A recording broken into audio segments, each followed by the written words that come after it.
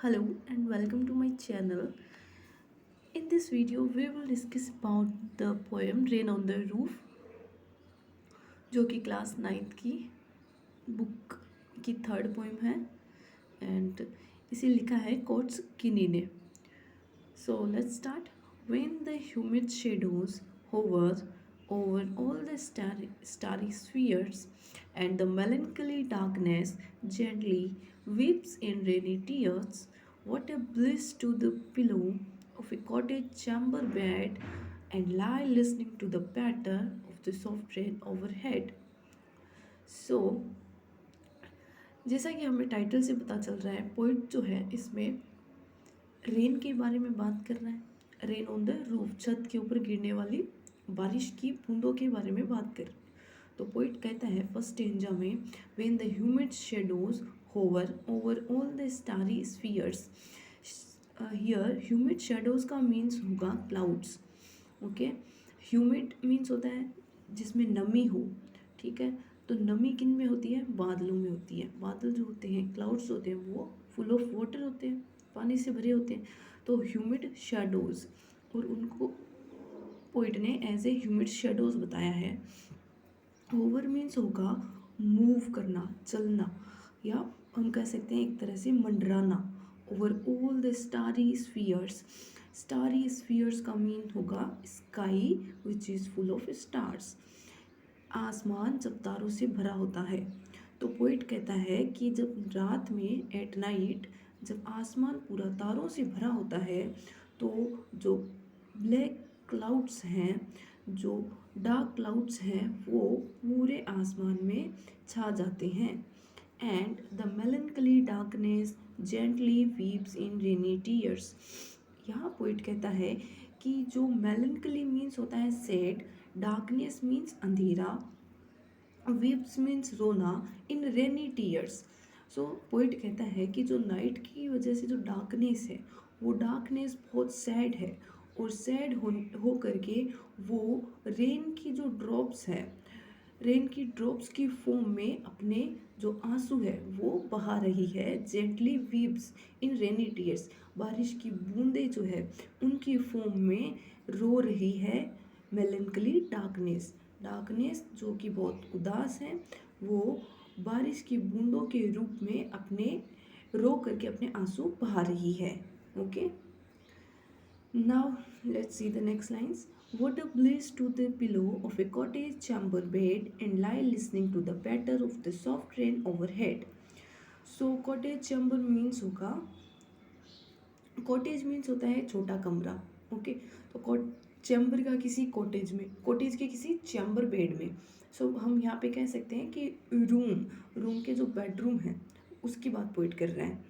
और bliss means होता है आनंद, और कह सकते हैं हम खुशी.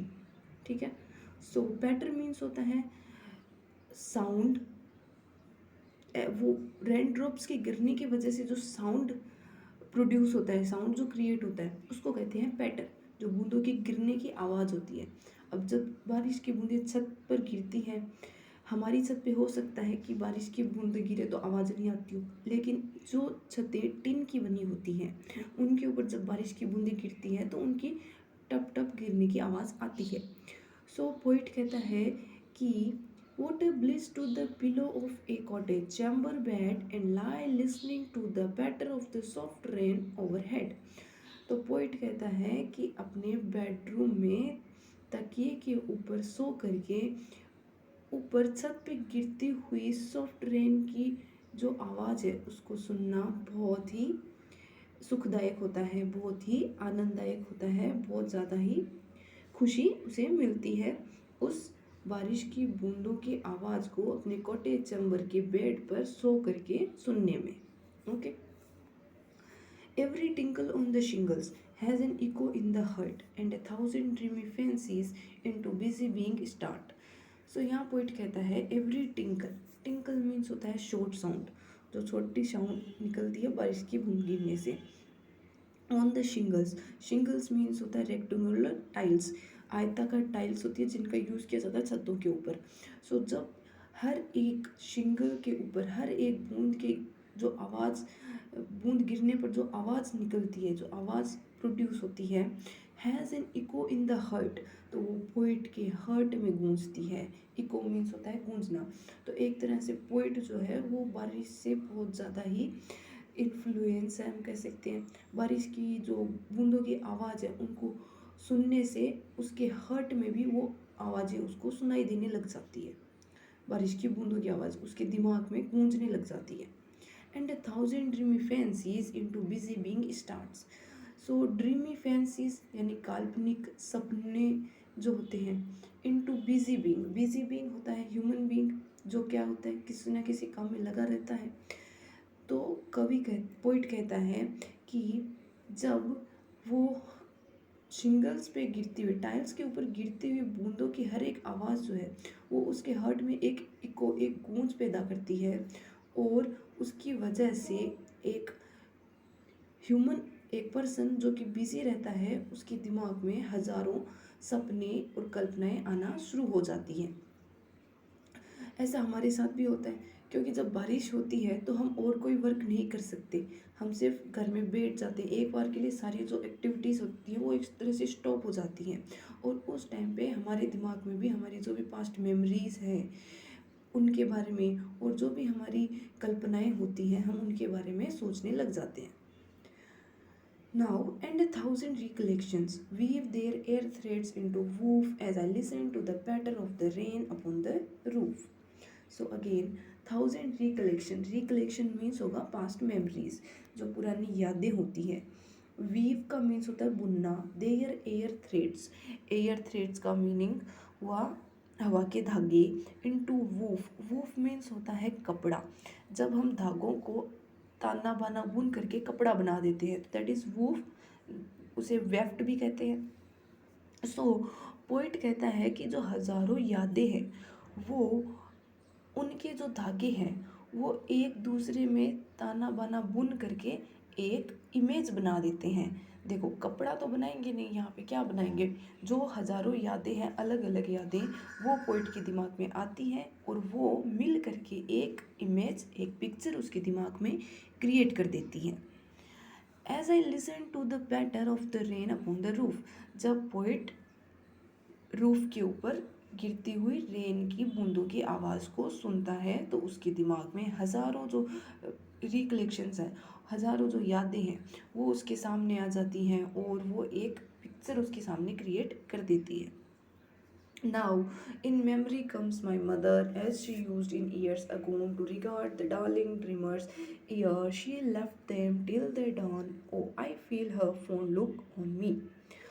So in this stanza, poet says, अब इस स्टेंजा में पोइट कहता है कि उसकी जो मदर है उसे अपनी मदर की याद आने लग जाती है, जो अब उसके दिमाग में अपनी मदर की जो इमेज है वो क्रिएट हो जाती है।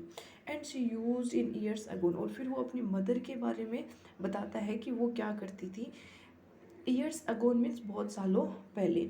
सो she used in years agone, तो बहुत सालों पहले वो हमेशा to regard the darling dreamers. Darling means प्रिय, तो एक मदर के लिए प्रिय उसके बच्चे होते हैं। सो ड्रीमर्स मीन्स जो सपने लेते हैं, तो जो बच्चे होते हैं वो क्या करते हैं, सपने देखते हैं। तो डार्लिंग ड्रीमर्स, तो उस मदर के डार्लिंग ड्रीमर्स उसके जो चिल्ड्रन हैं वो। सो पोइट खुद हो सकता है और उसके भाई बहन सिबलिंग्स हो सकते हैं। तो जो उसकी मदर है वो बहुत सालों पहले अपने जो चिल्ड्रन हैं, जो कि सपने देखते हैं और जो उसको बहुत ज़्यादा प्रिय हैं, उनको देखने के लिए, रिगार्ड मीन्स यहाँ पे होगा उनको देखने के लिए। Uh she left them till the dawn. Dawn means होता है सूर्य के निकलने से पहले का जो टाइम होता है, जिसे उषा काल भी कहते हैं।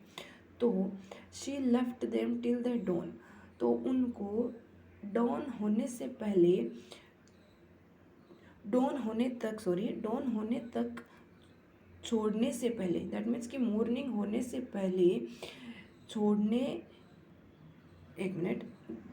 मॉर्निंग होने तक वो उनको सोने देती है, और वो उनको छोड़ देती है। सोने से पहले वो उनको एक बार से, इन लाइन्स का एक बार वापस देखते हैं। to regard the darling dreamers, ere she left them till the dawn.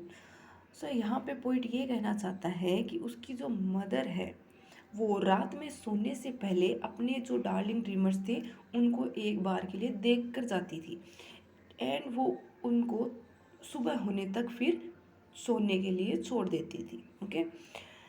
Oh, I feel her fond look on me as I listen to this refrain, which is played upon the shingles by the patter of the rain. So poet कहता है कि I feel her fond look on me, और उसका जो बहुत ही प्यार भरा जो चेहरा था उसको मैं अपने फेस पे अभी भी फील कर सकता हूँ. एक तरह से पोइट की अपनी मदर की जो मेमोरीज़ है वो एक तरह से रिवाइव हो जाती है और उसके सामने उसकी मदर का चेहरा आ जाता है. तो वो कहता है कि उसका जो फोन लुक था, प्यार भरा जो चेहरा था, उसको मैं फील कर सकता हूँ, अभी भी महसूस कर सकता हूँ जैसे वो मेरे सामने ही बैठी हो. As I listen to this refrain. Refrain means होता है रिपीटेड सॉन्ग. अब यहाँ पे रिपीटेड सॉन्ग गाना तो कोई सुन नहीं रहा है, बट वो सुन रहा है क्या, बारिश की बूंदों के गिरने की आवाज़. तो पोइट कहता है कि जब मैं इसे लिस्ट मीन्स होगा सुनना, as I listen to this refrain, जब ये बार बार बारिश के बूंदों की गिरने की आवाज़ में सुनता हूँ तो मेरी मदर का जो फॉन्ड लुक है वो मेरे सामने आ जाता है और मैं उसको फील कर सकता हूँ. Which is played upon the shingles by the patter of the rain, जो कि बारिश की बूंदें जो हैं वो शिंगल्स के ऊपर गिरने की वजह से जो गाना बजा रही है उनकी मैं सुन करके मेरी यादें वापस ताज़ा हो रही है. Okay. So this poem is written by Coates Kinney. ये पोएम कॉट्सकिनी के द्वारा लिखी गई है. आई होप कि आपको इस पोएम की एक्सप्लेनेशन हिंदी एक्सप्लेनेशन में समझ में आई होगी. Thank you for watching the video.